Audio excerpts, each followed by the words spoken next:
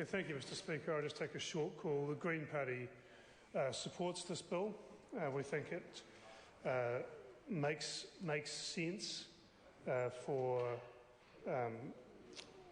legislation not to be applied retrospectively. We note the comment in the explanatory note that fertility clinics acting in good faith were breaching the Heart Act by storing gametes and embryos for longer than the applicable period. It makes sense to reverse that problem and fix it. We also think it's valuable to clarify the respective roles of the Ethics Committee and the Advisory Committee, and the bill tidies up that nicely. I just want to make some broader observations, though, sir. I'm picking up, I guess, on the comments that Leanne Dalziel began with around the context of this area of law and this area of work. This area of assisted reproductive technology is one that involves deep human emotion, profound effects on the lives of human beings, and also very thorny and complicated legal and ethical issues. And so the Green Party, in speeches that were given in this House in the debate around the 2004 Act, outlined a number of concerns. We were really impressed with Diane Yates' original bill and had been very pleased to support that bill. We felt in the long run, however, that the compromises made to Diane Yates' bill to the final form that was enacted were unnecessary and watered down the bill in a way that was quite unhelpful. In particular, sir, this is an area of science and of medicine that has developed much faster than this Parliament, or indeed any Parliament's, ability to control it.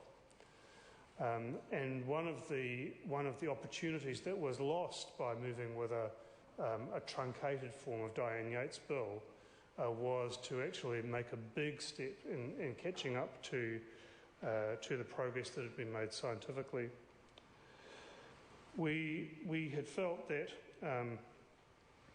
the Act that came into force, in fact, set up one of the most permissive regulatory regimes in the world, and a regime, quoting from Sue Kedgley's third reading speech on the Act, a regime that relies on guidelines rather than regulations, and bypassing a regime that bypasses Parliament by delegating policy making in a highly contentious ethical area to a committee of unelected and unaccountable experts that meet behind closed doors, quoting Sue.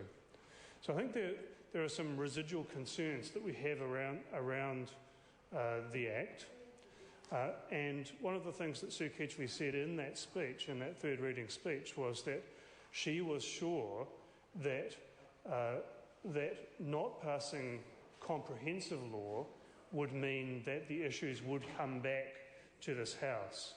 And I note Leanne Dalziel's comments about a review, and I haven't had the opportunity to check the Act and see what the provisions are, but I take comfort from the prospect that the Select Committee may well be able to consider what the review provides for, and perhaps set up a mechanism for that to occur to deal with the broader range of issues. Because since the Act came into force, it was the 2004 Act, we've had the report of the Law Commission in 2005, which addressed these issues very comprehensively. And indeed, Law Commission made some 29 recommendations, at least 12 of which relate pretty directly to the area of law that we're considering with this Act.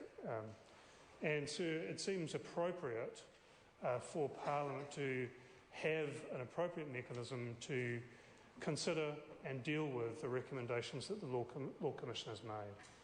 So I look forward to being part of the Select Committee's process of considering this bill, considering any wider submissions that the members of the public may wish to make, and indeed to making some decisions about what that review process will constitute in years to come. Thank you, sir.